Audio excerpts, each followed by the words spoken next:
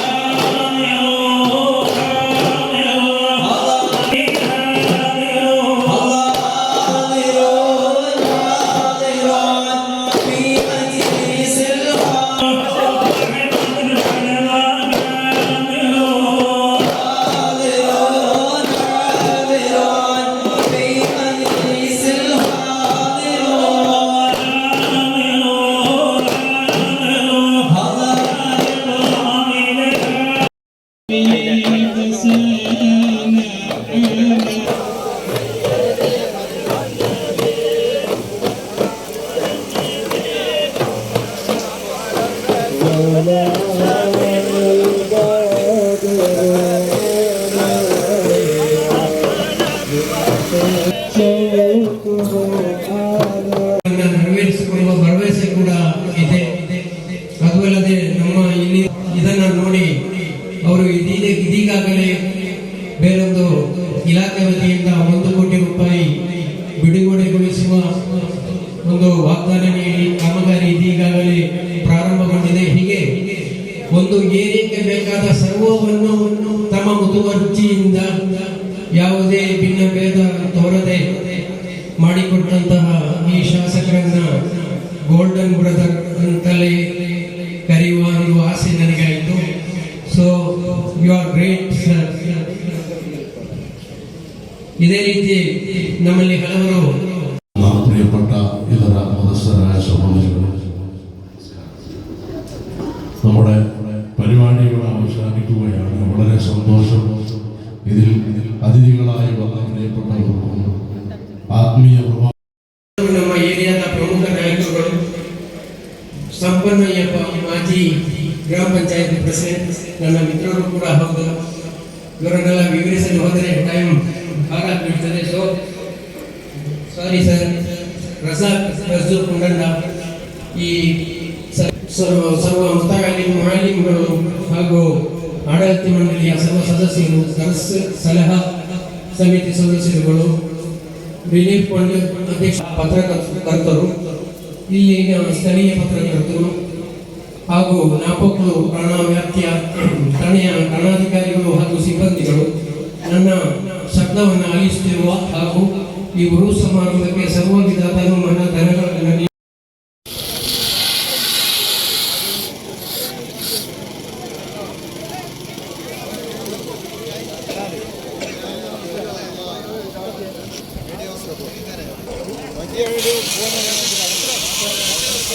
Phone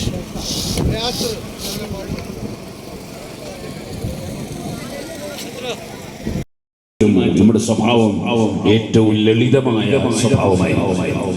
ഭാര്യമാര് നമ്മുടെ അടിമകളാണ് എന്ന് വിചാരിക്കാൻ പാടില്ല. നമ്മൾ പറയുന്നു അനുസരിച്ച് ജീവിക്കാനുള്ള അടിമകളാണ് എന്ന് ഭാര്യമാരെ സംബന്ധിച്ച് വിചാരിക്കാൻ പാടില്ല. മറിച്ച് ഭാര്യമാർ നമ്മുടെ കൂട്ടുകാരാണ്. അങ്ങനെ ചിന്തിക്കാൻ നമുക്ക് കഴിയണം. സൗജ് എന്നാണ് അറബിയിൽ ഭാര്യ ഭർത്താവിന് രണ്ടാൾക്കും പറയാനുള്ള ഒരേ വേർഡ് സൗജ്. ഇണ എന്നാണ് അതിന്റെ അർത്ഥം. ജോഡി. അതേ വലത്തേക്കാലിന്റെ ചെരുപ്പും അടുത്തേക്കാലിന്റെ ചെരുപ്പും രണ്ടും അതേ പരസ്പരം പൂരകമാണ്. ഒന്ന് രൂപത്തിലാണ് അതിനെ നമ്മൾ നിർമ്മിച്ചിട്ടുള്ളത്. മറ്റത് ഇടത്തേക്കാലിന് അനുയോജ്യമായ രൂപത്തിലാണ് നിർമ്മിച്ചത്. നിർമ്മാണത്തിന് വ്യത്യാസമുണ്ട്, പക്ഷേ സംഗതി രണ്ടും ജോലിയില്ല. ഇതേപോലെ ആണും പെണ്ണും രണ്ടും പരസ്പരം എപ്പോഴും ജീവിക്കേണ്ടവരാണെന്ന് വിചാരിക്കാൻ പാടില്ല. അതിനർത്ഥം ഭാര്യമാർ ഭർത്താവിനെ അനുസരിക്കേണ്ട എന്നല്ല. ബാപ്പയെ മക്കൾ അനുസരിക്കണം എന്ന് പറഞ്ഞാൽ അതിനർത്ഥം ബാപ്പക്ക് മക്കളെ അടിക്കാമെന്നല്ലോ, ബാപ്പക്ക് മക്കളെ കൊല്ലാം എന്നല്ലല്ലോ, ബാപ്പക്ക് മക്കളെ വേദനിപ്പിക്കാം എന്നല്ലല്ലോ അതിനർത്ഥം. മറിച്ച് ബാപ്പക്ക് ബാപ്പ മക്കൾ അനുസരിക്കണം. ബാപ്പ എപ്പോഴും മക്കളുടെ ഗുണത്തിന് വേണ്ടി ചിന്തിക്കുകയും ബാപ്പ മക്കളുടെ ഗുണത്തിന് വേണ്ടി പ്രവർത്തിക്കുകയും. ಇವತ್ತು ಧಾರ್ಮಿಕವಾದಂಥ ವಿಚಾರಗಳನ್ನ ನಾವೆಲ್ಲ ಕೂಡ ಚರ್ಚೆಯನ್ನು ಮಾಡಿ ಹಬ್ಬವನ್ನು ಆಚರಣೆ ಮಾಡ್ತಾ ಇದ್ದೀವಿ. ಈ ನಾಡಿನ ಸಮಸ್ತ ಜನತೆಗೆ ನೆಮ್ಮದಿ ಮತ್ತು ಸಮೃದ್ಧಿ ಕರುಣಿಸಲಿ ಅಂತ ಎಲ್ಲರೂ ಕೂಡ ಸೇರಿ ಪ್ರಾರ್ಥನೆ ಮಾಡಿದ್ದೀವಿ. ಅದು ಬಹಳ ಮುಖ್ಯ. ಈಗ ತಾನೇ ಕಾರ್ಯಕ್ರಮದ ನಿರೂಪಣೆಯನ್ನು ಮಾಡಿದಂಥವರು ಹಲವಾರು ಅಭಿವೃದ್ಧಿ ಕಾಮಗಾರಿಗಳ ವಿವರಣೆಯನ್ನು ಜನಪ್ರತಿನಿಧಿ ಅಂತ ಹೇಳಿದ್ಮೇಲೆ ನಾವು ಎಲ್ಲ ಧರ್ಮವನ್ನು ಜಾತಿಯನ್ನು ಗೌರವಿಸಬೇಕು, ಪ್ರೀತಿಸಬೇಕಾಗಿದೆ. ಸಾಮರಸ್ಯವನ್ನು ಸೌಹಾರ್ದತೆಯನ್ನು ಕಾಪಾಡಬೇಕು, ನಿರ್ಮಾಣ ಮಾಡಬೇಕು ಮತ್ತು ಶಾಂತಿಯುತವಾದಂಥ ಸಮಾಜ ಕಟ್ಟಬೇಕಾಗ್ತದೆ. ಆ ನಿಟ್ಟಿನಲ್ಲಿ ಕಳೆದ 3 ವರ್ಷಗಳಿಂದ ಎಲ್ಲ ಧರ್ಮದ ಎಲ್ಲ ಜಾತಿ ಜನಾಂಗದ ಅಭಿವೃದ್ಧಿಗೋಸ್ಕರ ಏಳಿಗೆಗೋಸ್ಕರ ಕರ್ನಾಟಕ ರಾಜ್ಯದಲ್ಲಿ ಇರುವಂಥ ಮಾನ್ಯ ಸಿದ್ದರಾಮಯ್ಯನವರ ನೇತೃತ್ವದ ಕಾಂಗ್ರೆಸ್ ಸರ್ಕಾರ ಬಹಳ ಉತ್ತಮವಾಗಿ ಕಾರ್ಯವನ್ನು ನಿರ್ವಹಿಸಿದೆ. ನಮ್ಮ ಸಂವಿಧಾನದಲ್ಲಿ ಮೂಲವೇ ಸಮಾನತೆ, ಎಲ್ಲರೂ ಕೂಡ ಸಮಾನರಾಗಿ ಸಮಾಜದಲ್ಲಿ ಬಾಳಬೇಕು, ಬದುಕಬೇಕು ಅಂತ ಹೇಳುವಂಥದ್ದೇ ಸಂವಿಧಾನದ ಮೂಲ ಉದ್ದೇಶ. ಆ ಸಮಾನತೆಯನ್ನು ನಿರ್ಮಾಣ ಮಾಡಿ ಕಾಪಾಡೋದ್ರಲ್ಲಿ ಕಳೆದ 3 ವರ್ಷದಿಂದ ರಾಜ್ಯದಲ್ಲಿ ಸರ್ಕಾರ ಯಶಸ್ಸಾಗಿದೆ ಅಂತ ಬಯಸ್ತೇನೆ. ಅದರಿಂದ ನಾವು ಎಲ್ಲರೂ ಕೂಡ ಬಯಸುವಂಥದ್ದು ಒಂದು ಸೌಹಾರ್ದ ಸಮಾಜ, ಎಲ್ಲರ ಅಭಿವೃದ್ಧಿ, ಎಲ್ಲರ ಏಳಿಗೆ, ಎಲ್ಲ ಧರ್ಮಕ್ಕೂ ಕೂಡ ಮುಕ್ತವಾದಂಥ ವಾತಾವರಣ. ಅದು ಬಹುಶಃ ಈ ರಾಜ್ಯದಲ್ಲಿ ಆಗ್ತಾ ಇದೆ ಅಂತ ಹೇಳಿದ್ರೆ ತಪ್ಪಾಗ್ತದೆ. ವಿರಾಜಪೇಟೆ ವಿಧಾನಸಭಾ ಕ್ಷೇತ್ರ, ಕೊಡಗು ಜಿಲ್ಲೆಯಲ್ಲೂ ಕೂಡ ಅದೇ ರೀತಿಯಾಗಿ ನಾವೆಲ್ಲ ಕೂಡ ಬದುಕ್ತಾ ಇದ್ದೀವಿ. ಮುಂದಕ್ಕೂ ಕೂಡ ಅದೇ ರೀತಿ ನಡಿಬೇಕು ಅಂತ ಹೇಳುವಂಥದ್ದು ನಮ್ಮೆಲ್ಲರ ಉದ್ದೇಶ. ಎಲ್ಲರೂ ಕೂಡ ತಮ್ಮ ತಮ್ಮ ಧರ್ಮದ ಪಾಲನೆ ಮಾಡಬೇಕು. ಯಾರು ಹುಟ್ಟುವಾಗ ಇಲ್ಲಿ ಹುಟ್ಟಬೇಕು ಅಲ್ಲಿ ಹುಟ್ಟಬೇಕು ಅಂತ ಆಯ್ಕೆ ಮಾಡಿರ್ತಾರೆ. ಹುಟ್ಟಿದ ಧರ್ಮವನ್ನು ಪಾಲಿಸ್ತಾರೆ, ಗೌರವಿಸ್ತಾರೆ, ಪ್ರೀತಿಸ್ತಾರೆ. ಅದು ಸಹಜವಾಗಿ ಸಮಾಜ ಒಪ್ಪುವಂಥ ಒಂದು ದಾರಿ. ಆ ರೀತಿಯಾಗಿ ಎಲ್ಲರೂ ಕೂಡ ಒಂದೊಂದು ಧರ್ಮವನ್ನು ಗೌರವಿಸಿ ಸಮಾಜದಲ್ಲಿ ಬದುಕಿದರೆ ಯಾವುದೇ ತೊಂದರೆ ಇಲ್ಲದೆ ಕೂಡ ನಾವೆಲ್ಲ ಗುಣಮಟ್ಟವಾದಂಥ ಆರೋಗ್ಯಕರವಾದಂಥ ಸಮಾಜವನ್ನು ನಿರ್ಮಾಣ ಮಾಡಲಿಕ್ಕೆ ಸಾಧ್ಯ. എല്ലാ വിഭാഗങ്ങളും ജീവിക്കും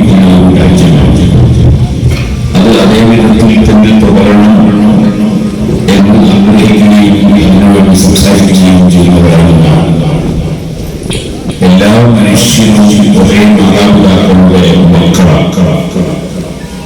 يا أيها الناس إنا خلقناكم من ذكر وأنثى എന്ന ഖുർആനിലെ വാചകത്തിലൂടെ അല്ലാഹു നമ്മളെ പഠിപ്പിച്ചത് മനുഷ്യരെ നിങ്ങളെല്ലാം ഒരേ അച്ഛനമ്മമാരുടെ മക്കളാണ്, ഒരേ ബാപ്പുമ്മയുടെ മക്കളാണ്. നമ്മൾ പരസ്പരം എപ്പോഴും സൗഹാർദ്ദത്തിലും സഹകരണത്തിലും ഒരൊരിക്കലും ജീവിക്കേണ്ടവരാണ്.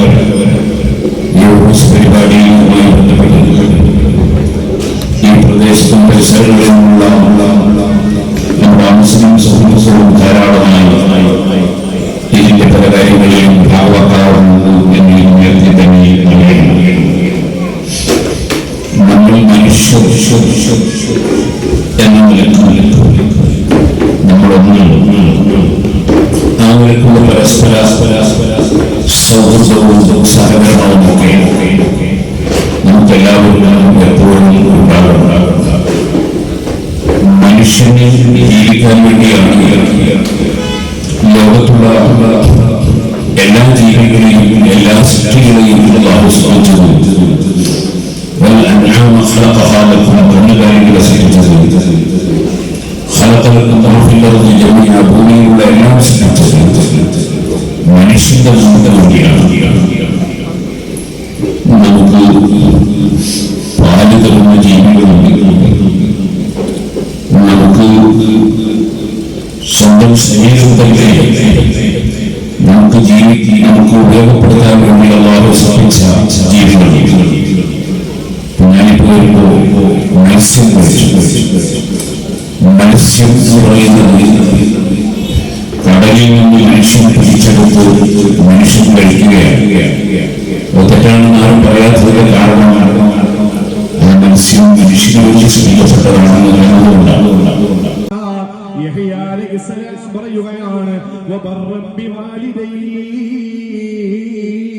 പറയുകയാണ് നബിയെ പറ്റിയിട്ട് പറയുകയാ വലം യകുൻ ജബ്ബാറൻ അസിയാ. യഹ്യാ നബി അലൈഹിസ്സലാം മാതാപിതാക്കൾക്ക് ഗുണം ചെയ്യുന്നവനായപ്പോ അല്ലാഹു കൊടുത്ത സമ്മാനമേറെന്നറിയോ? വലം യകുൻ ജബ്ബാറാ, അഹങ്കാരിയായില്ല യഹ്യാ അലൈഹിസ്സലാം. അസിയാ, പാപിയുമായില്ല യഹ്യാ അലൈഹിസ്സലാം. യഹ്യാ നബി അലൈഹിസ്സലാം അല്ലാഹുവിനെ സുജൂദ് ചെയ്തതിന്റെ പേരിൽ പാപിയായില്ല എന്നല്ല. യഹ്യാ അലൈഹിസ്സലാം അല്ലാഹുവിനെ അനുസരിച്ചതിന്റെ പേരിൽ പാപിയായില്ല എന്നല്ല.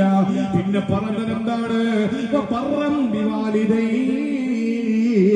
യഹ്യാ അലൈഹിസ്സലാമിന്റെ വാപ്പ സക്കരിയ അലൈഹിസ്സലാം അദ്ദേഹത്തിന്റെ പ്രിയപ്പെട്ട ഭാര്യയ്ക്ക് ഗുണം ചെയ്യാൻ തുടങ്ങിയപ്പോ വലം യകുൻ ആവട്ടെ. ഇനിയും എല്ലാ വർഷവും ഉറൂസിൽ വന്ന് നീണ്ട സമയം സംസാരിക്കാൻ അല്ലാഹു ആഫിയത്ത് നൽകട്ടെ.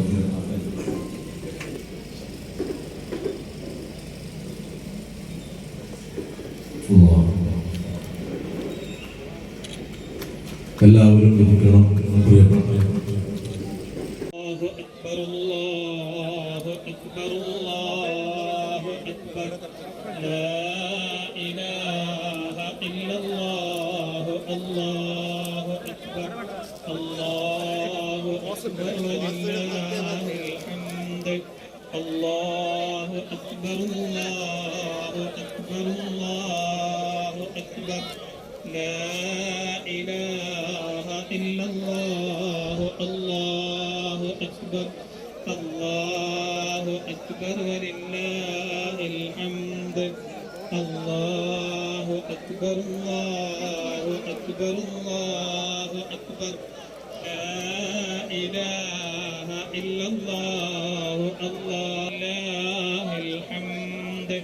വോളണ്ടിയേഴ്സ് പ്രത്യേക